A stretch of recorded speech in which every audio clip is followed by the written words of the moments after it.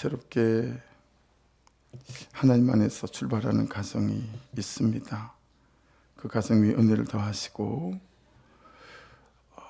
고백한 가사처럼 일생 동안 이 가정을 붙드시고 손잡아 주셔서 불꽃 같은 응전으로 지키시고 그 걸음을 주장해 주옵소서.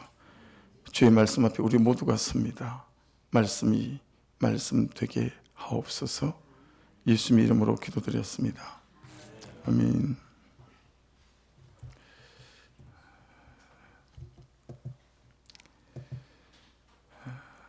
지방에 사는 한 집사님에게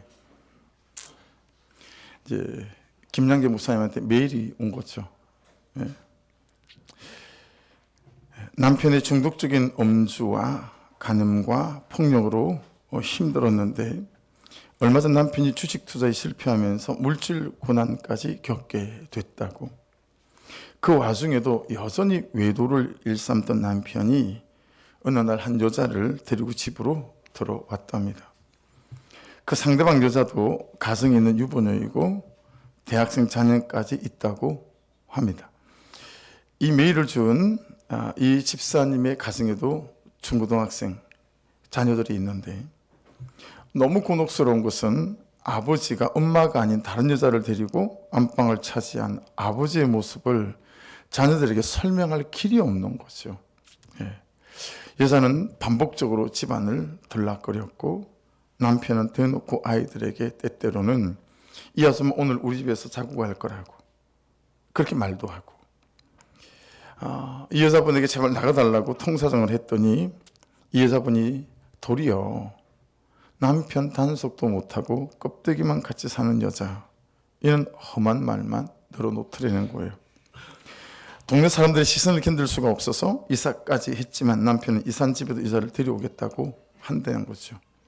마침내 이 집사님이 남편에게 더는 못 참겠으니 집에서 나가라 그랬더니 남편이 보란듯이 나가서 딴 살림을 차리더라는 거예요.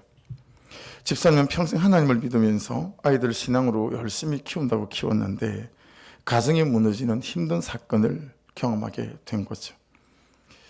이렇게 무너진 삶의 자리에서 어떻게 일어나야 될까요? 라고 묻는 거죠. 여러분, 무너진 부부의 성전이나 또 무너진 가정, 또 자녀와의 관계, 이런 성전들은 어떻게 재건해 갈 수 있을까요? 아닥사스다 왕이 거의 140년 가깝게 무너져 있던 예루살렘 성벽을 재건하라고 느헤미야에게 허락을 했어요. 예루살렘 성벽을 건축하고 오는 기한도 느헤미야 마음대로 정하게 했습니다. 그 중에 마음을 움직이는 말씀 두 구절이 있어요. 2장 7절인데 지난주 본문 속에 속해 있었죠. 내가 또 왕에게 아뢰되 왕이 만일 좋게 여기시거든 강서쪽 총독들에게 내리시는 조서를 내게 주사 그들이 나를 용납하여 유다에 들어가기까지 통과하게 하시고 8절 또 왕의 살림 감독 아삽에게 조서를 내리사 그가 성전에 속한 영문의 문과 성곽과 내가 들어갈 집을 위하여 들보로 쓸 제목을 내게 주게 하옵소서 하며 내 하나님의 선한 손이 나를 도우심으로 내 하나님의 선한 손이 나를 도우심으로 왕이 허락하고. 여러분, 말씀을 잘 보게 되어지게 되면 하나님이 길을 여시죠. 그렇죠? 인생의 길이 막힐 때마다, 가정의 길이 막힐 때마다 우리가 꼭 기억해야 될 말씀인 것 같습니다. 내가 시작하기 전에 하나님이 시작하셔야 합니다. 하나님이 길을 열어주셔야 하는 거죠. 아닥사스다 왕이 길을 열어준 것 같지만 8절을 보십시오. 또 왕의 살림 감독 아삽에게 조서를 내리사 내 하나님의 선한 손이 나를 도우심으로 왕이 허락했다라고 말씀합니다. 여러분, 남편의 마음이 움직여야 되죠. 그리고 아내의 마음이 움직여야 하고요. 또 자녀들의 마음이 움직여야 합니다. 하지만 이 마음이 움직이기 시작하시는 분은 하나님이시다라고 말씀은 우리에게 말씀하고 있습니다. 내 하나님의 선한 손이 나를 도우셔야 왕이 허락하고요. 내 하나님의 선한 손이 나를 도우셔야 현실이 허락한다 라고 말씀합니다. 그런 하나님의 인도하심을 받아서 예루살렘을 도착을 했는데 느헤미야가 아무것도 안 하는 거예요. 그 이유가 12절에 있습니다. 자, 12절 말씀을 같이 한번 보겠습니다. 내 하나님께서 예루살렘을 위해 무엇을 할 것인지 내 마음에 주신 것을 내가 아무에게도 말하지 아니하고. 이런 말씀을 잘 보시게 되면 하나님으로부터 느헤미야가 무슨 마음을 받은 것 같죠. 그렇죠? 이 무너진 성전 재건에 대하여 느헤미야가 정확히 아는 것이 없습니다.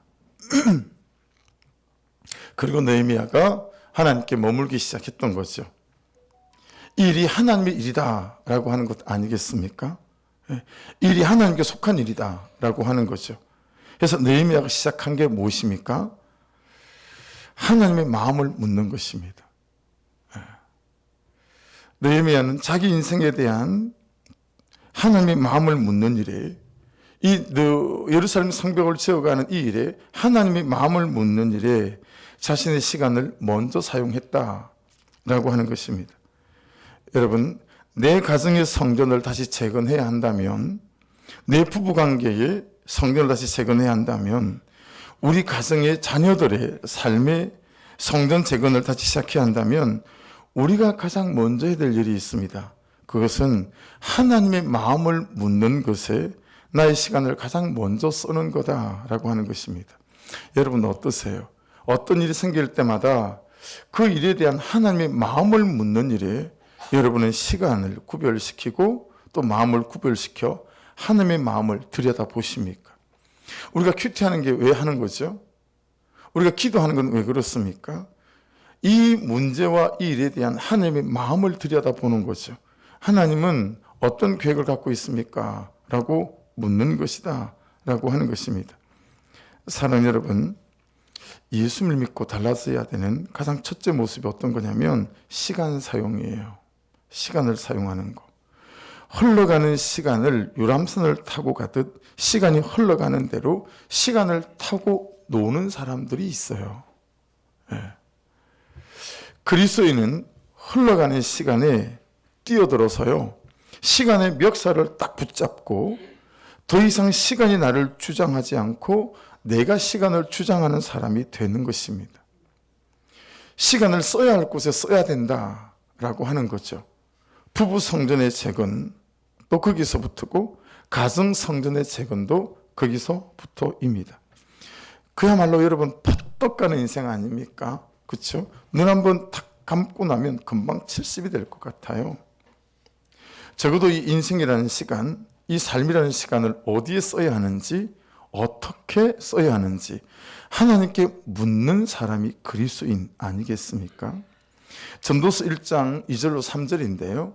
전도자가 이르되 헛되고 헛되며 헛되고 헛되니 모든 것이 헛되도다. 해 아래에서 수고하는 모든 수고가 사람에게 무엇이 유익한가? 여러분, 제 앞에 전도자라는 단어가 있죠. 저 전도자라는 단어가 원어를 보면 어떤 의미를 갖고 있는 거냐면, 인생을 정말 열심히 후회 없이 안 해본 거 없이 정말 빡세게 살아본 인생 탐구자, 인생 연구자, 이런 뜻을 갖고 있어요. 정말 성실하게 열심히 정말 잘 살아본 거예요. 그 인생의 탐구자, 연구자가 지금 얘기하는 거다라고 하는 것입니다. 그 인생 탐구했던 사람이 뭐라고 말합니까? 인생 살아보니 헛되고 헛되며 헛되고 헛되니 모든 것이 헛되더라. 여러분, 저기 헛되며라는 단어는 원어를 보면 해별이라는 단어예요. 전기, 연기, 그냥 쑥 사라지는 거예요. 한번 휴 하고 쉼 한번 내쉬면 끝나버리는 그런 의미를 갖고 있는 게 헛되며, 해별이라는 단어를 갖고 있는 뜻이에요. 여러분, 우리가 언제 50이 될 줄 알았고 언제 60이 되고 70이 되고 80이 될 줄 알았겠습니까? 그렇죠? 안 올 줄 알았던 나이가 돌아서고 나니까 와 있습니다. 헛되고 헛되며 헛되고 헛되니 모든 것이 헛되도다. 참된 것이 없더라는 거예요. 정말 잘 살았다 싶은 삶이 없더라는 거죠. 여러분, 참된 것은 예수 그리스도뿐이기에 예수님과 상관이 없는 시간은 지나보면 후회뿐이고 헛될 뿐입니다. 열심히 안 살아서 허무한 게 아닙니다. 오해하시면 안 돼요. 열심히 안 살아서 허무한 게 아니고요. 내 시간에 예수가 없어서 허무한 거예요. 즐거웠어요. 너무 재미있었어요. 행복했는데 그런데 이게 무슨 허무함일까? 내 시간에 예수가 없어서 그 허무함이 찾아온다라고 하는 거죠. 그리스도인의 시간은 생명이고 생명은 예수 그리스도이기에 그리스도인의 시간을 함부로 쓰는 것은 나의 구원을 천히 여기는 것입니다. 여러분, 예수를 믿는다라고 하는 것은 하나님의 선택된 백성이라는 거 아니겠어요? 어제 포크레인이 이제 조그만 미니 포크레인이 들어와서 이제 막 철거해야 될 것들을 막 철거하고 일꾼들을 이제 업체에서 한 8명인가를 불렀나 봐요. 근데 전부 다 우즈베키스탄 사람들인 거 있죠. 저희한테도 일꾼 2명을 붙여주기로 했거든요. 근데 한 분이 그러니 저한테 우리나라 말을 제법 하시더라고요. 저기 혹시 여기 교회 하시는 거예요? 물어보는 거예요. 그렇다고. 그랬더니 가더니 자기들끼리 막 얘기를 나누더니 저한테 다시 오는 거예요. 우리는 우즈베키스탄 사람인데 이슬람을 섬긴다고. 그렇기 때문에 교회 공사는 할 수 없다고. 야, 그러고 보면 가버리는 거 있죠. 여러분 같아서 봐요. 뭐 하거나 말거나, 그죠? 돈만 많이 주시면 합니다. 그러고 하지 않겠어요? 깜짝 놀랐어요. 자기들 일하다가 시간 되면 절을 해야 된대요. 모스크를 쳐다보고. 우리 패주에도 모스크 있는 거 아시죠? 저쪽에 있어요, 모스크. 그쪽 쳐다보고 절하거든요. 하루에 3번씩. 그래야 된다고 교회 공사 못 한다는 거예요. 그리고 다 가버렸어요. 다 가버리고 뭐 일을 할 사람이 아무도 없잖아요. 나중에 급하게 한국 분이 3분 오셨는데 할아버지 3분이 오셨어요. 삽질을 하는데 쳐다볼 수가 있어야죠. 그래서 돈 받고 일하러 오신 할아버지는 서 계시고 목사는 일하고 이틀간 삽질을 엄청 열심히 했습니다. 어제도 그분들이 오셨걸랑요. 여러분은 여러분의 시간 속에 예수와 함께 사세요? 어떠세요? 택한 백성이잖아요. 이게 무슨 뜻이죠? 이유가 있다라는 거예요. 우리에게는 하나님 그분의 목적이 있다라고 하는 거죠. 그분의 계획하심이 있다라고 하는 거죠. 그런데 우리는 시간을 맨날 그냥 흘려 보내는 거예요. 여러분, 하나님의 선택된 백성은 살아야 하는 이유가 있고, 아멘 하십시다. 살아야 하는 사명이 있고, 살아야 하는 부르심이 있고, 살아야 하는 보내심이 있다는 거예요. 직장 다니죠, 맞죠? 그렇지만 그 직장을 통해서 할 일이 있다라는 거예요. 아내라고 하는 그 직분이 소뚜껑 운전사만 아니잖아요. 그 가정 사역을 통해서 일으킬 하나님의 일들이 있다라고 하는 것 아니겠습니까? 그런데 맨날 흘러가는 시간을 뱃놀이 삼아 그렇게 살아가고 있다면 나의 삶을 전혀 여기는 것이고 예수님의 부르심을 전혀 여기는 것이고요. 결국은 예수님을 전혀 여기는 것일 수 있다라고 하는 것입니다. 겨우 3일 아닌가? 이 3일에 무엇을 얼마나 할 수 있겠는가? 그런데요, 느헤미야는 그 3일 동안 하나님 머물면서 남편의 인생을 바꿀 남편에 대한 하나님의 마음을 산 거죠. 이 예루살렘 성벽을 지어갈 수 있는 하나님의 마음을 산 거예요.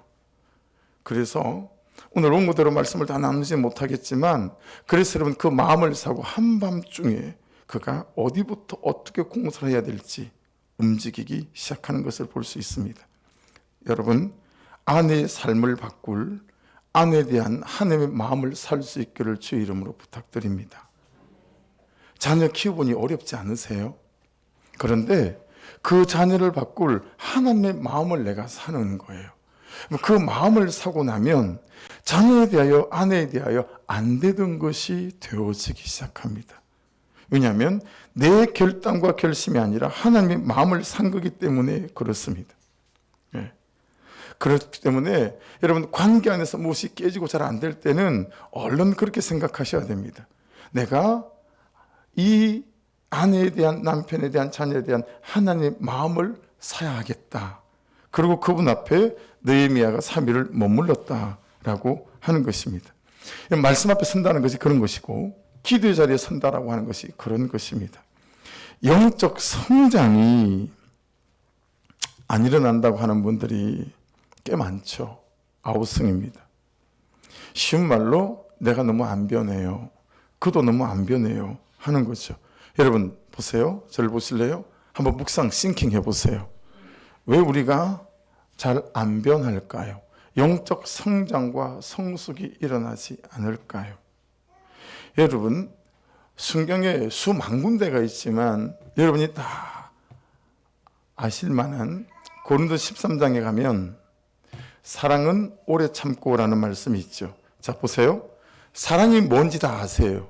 그런데 그 사랑을 오래 참지 않으세요. 오래 참는 게 적용이거든요. 하나님의 마음을, 하나님의 말씀을 알고 그 말씀을 가지고 내 삶에 적용해야 되는 거거든요. 적용하면 결론이 생겨요. 열매가 생겨요. 그럼 그걸 보고 내가 적용하다 보면 영적 성장과 성숙들이 일어나는데 이 삶이 없는 거예요. 그렇죠? 된장찌개는 먹고 싶은데 된장이 없어요. 된장을 만드는데 시간을 쓰지 않은 거죠. 자, 된장은 있는데 어머니가 준 거. 된장찌개를 끓이는데 시간을 쓰지 않는다라고 하는 것입니다. 여러분, 말씀 앞에서는 시간을 써야 말씀을 삶에 적용할 수 있는 적용거리가 생길 수 있어요. 반찬거리가 있는 것처럼. 적용거리를 가지시고 그리스도인이라는 사람이 내 삶에 적용을 해봐야, 그리고 살아보고 해봐야 영적인 성장과 삶의 변화, 성품과 태도의 변화가 생기지 않겠습니까?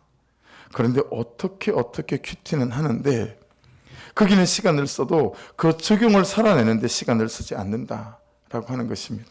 여러분, 느헤미야가요 52일 중에 3일 그 귀한 시간을 하나님 앞에 머무는 데 시간을 썼는데 왜 그랬을까요? 느헤미야 2장 10절에 보시면 그 이유가 있고요. 오늘 본문은 2장 19절에 보면 그 이유가 있어요. 호론 사람 산발락과 종이었던 암몬 사람 도비야가 이스라엘 자손을 흥왕하게 하려는 사람이 왔다함을 듣고 심히 근심하더라. 19절에 가면 여기 한 사람이 더 보태서요. 아라비아 사람 게솜이라는 사람이 보태지거든요. 근데 여러분, 저 산발락이라는 사람이 있죠. 그 사람 이름의 뜻이 뭐냐면 달의 신이 생명을 주었다라는 이름을 갖고 있어요. 도비야는 여러분 누구냐면 포로에서 귀환한 자들 중에 우두머리예요. 이름의 뜻도 여호와는 선하시다. 무슨 얘기예요? 유대인이라는 거예요. 70년 전에 귀환했던 유대인, 그 포로로 귀환한 사람들이 우두머리다라고 하는 거죠. 저리 보면 산발랏은 외부의 적이죠. 그럼 도비야는요 내부의 적입니다. 그렇죠?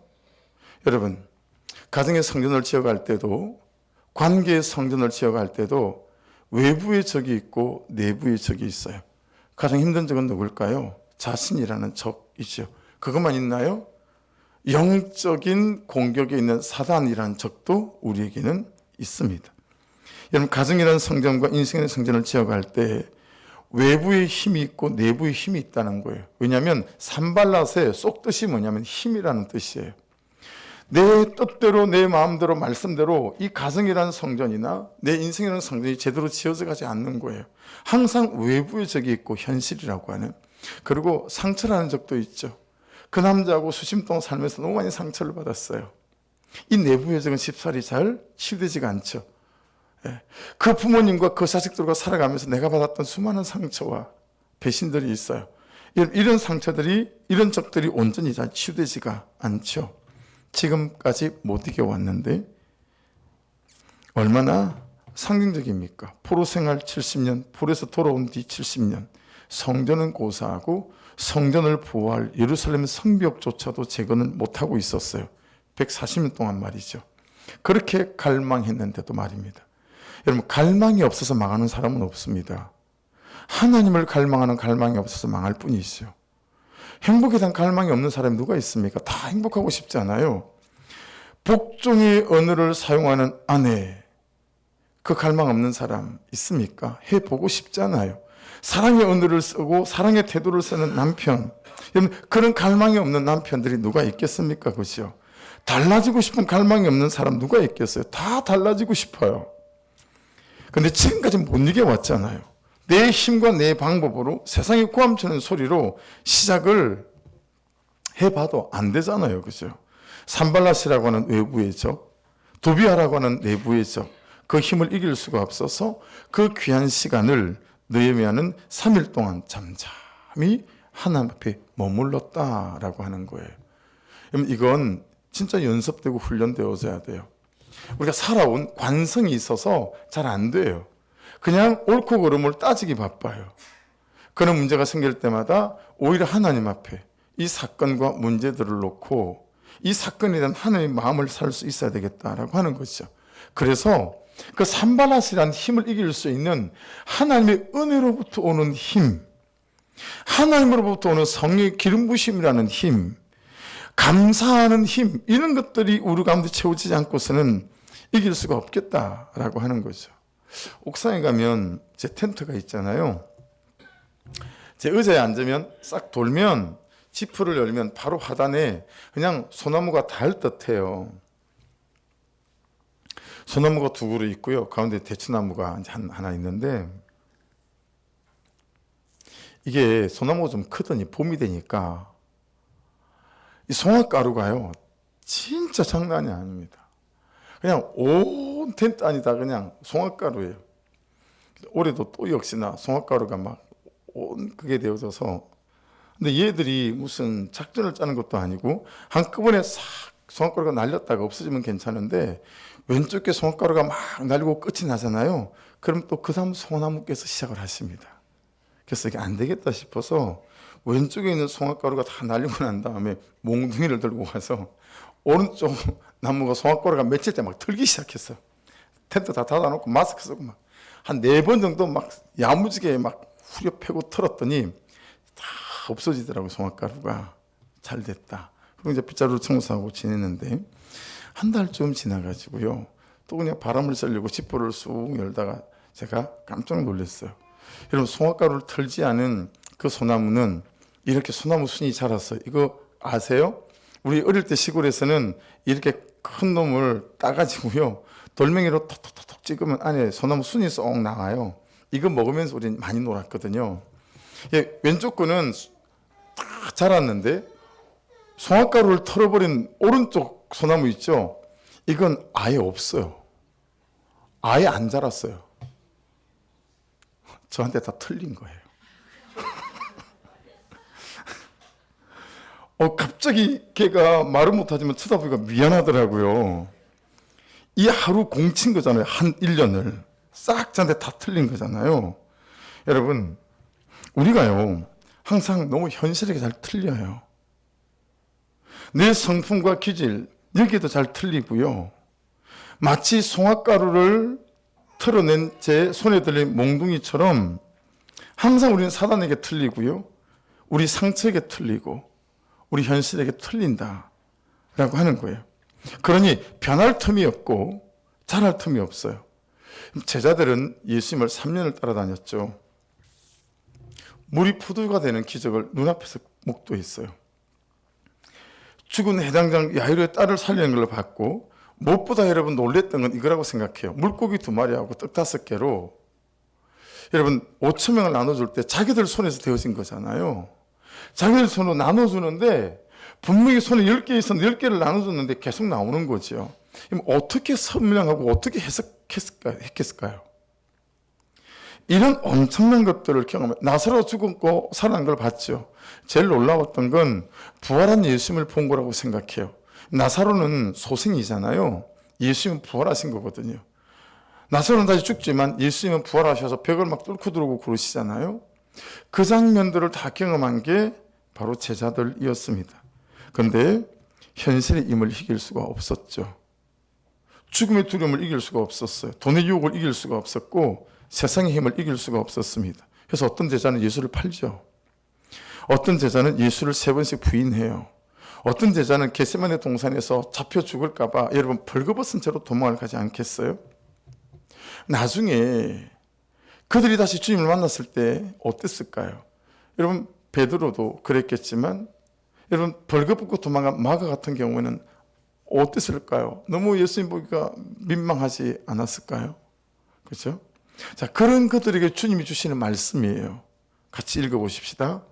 같이 읽어보십시다. 시작. 볼지어다 내가 내 아버지께서 약속하신 것을 너희에게 보내리니 너희는 위로부터 능력으로 입혀질 때까지 이 성에 머물라 하시니라. 자, 여러분, 저 앞에 있는 빨간 것으로 표시하지 못했지만 볼지어다라는 단어 있죠. 저 단어를 되게 유념하셔야 돼요.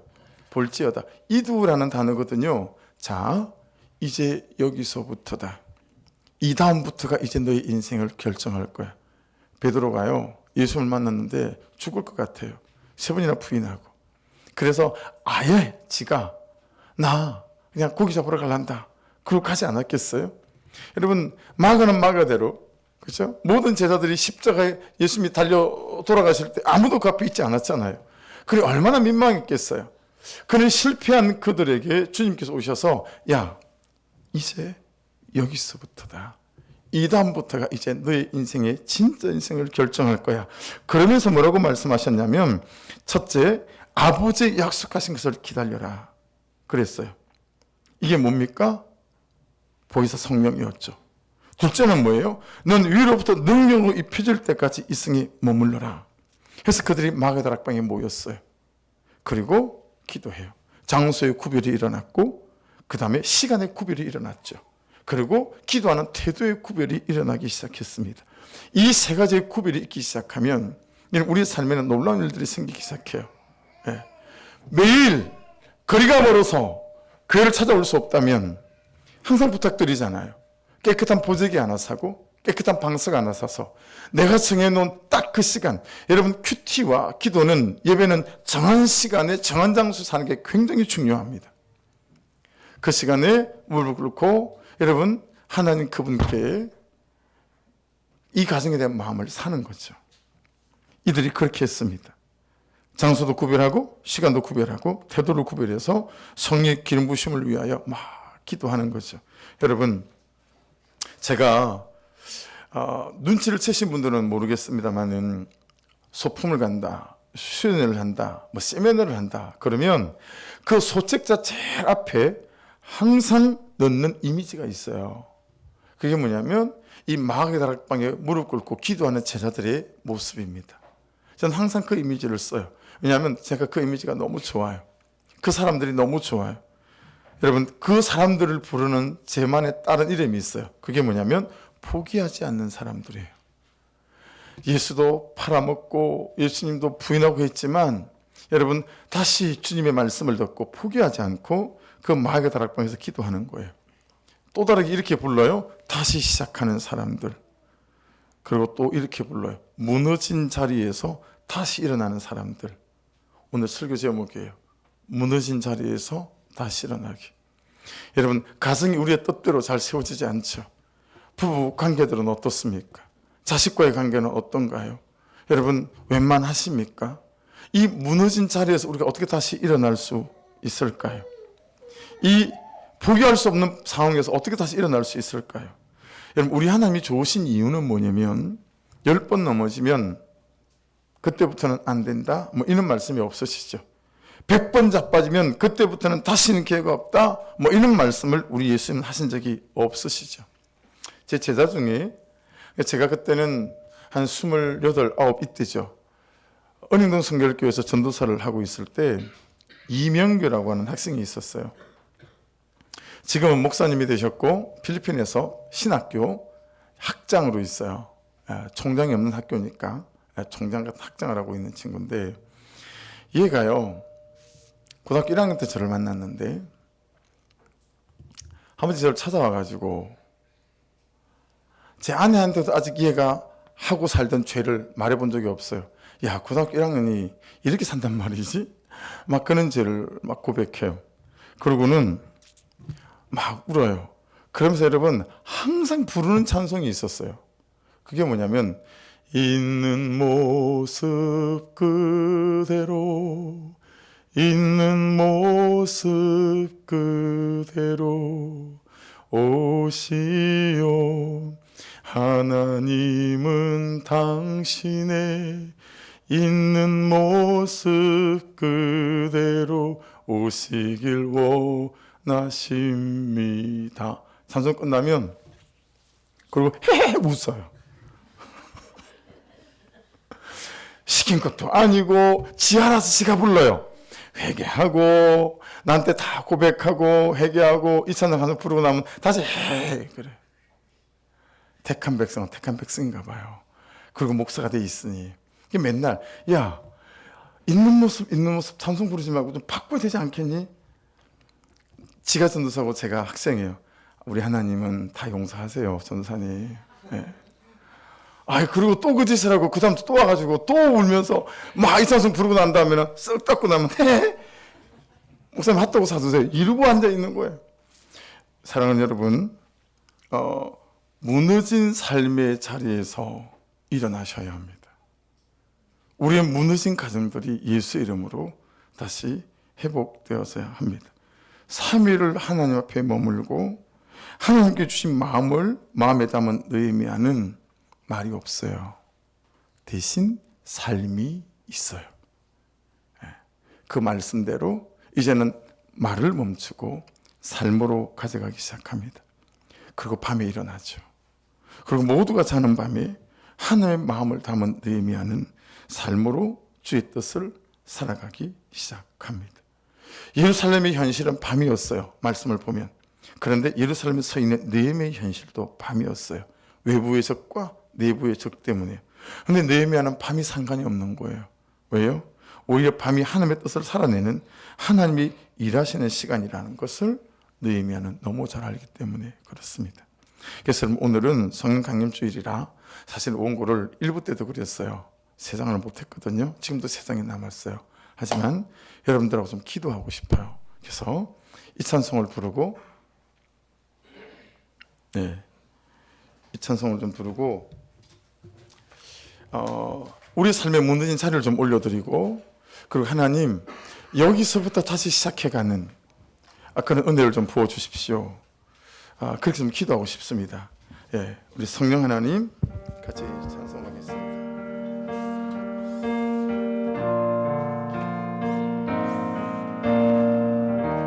성령 하나님, 성령 하나님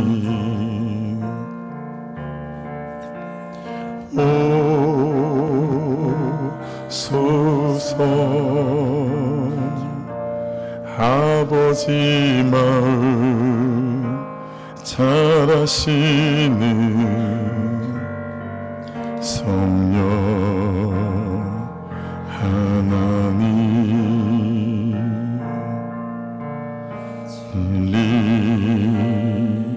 진리의 성령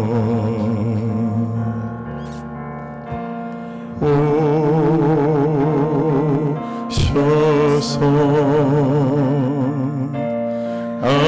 아버지의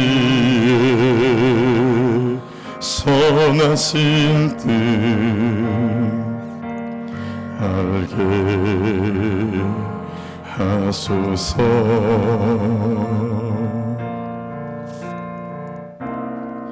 모든 빚을 무너지고 주님의 성령을 부어 주사 이 땅에 무너진 성벽을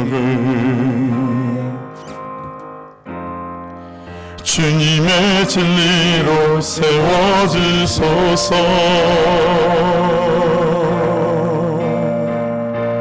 성령이여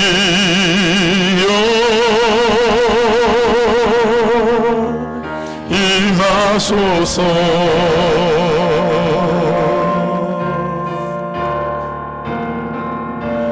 우리 안에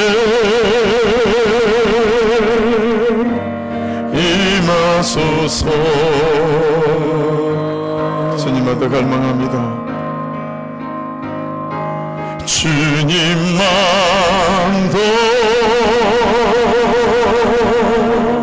갈망해요.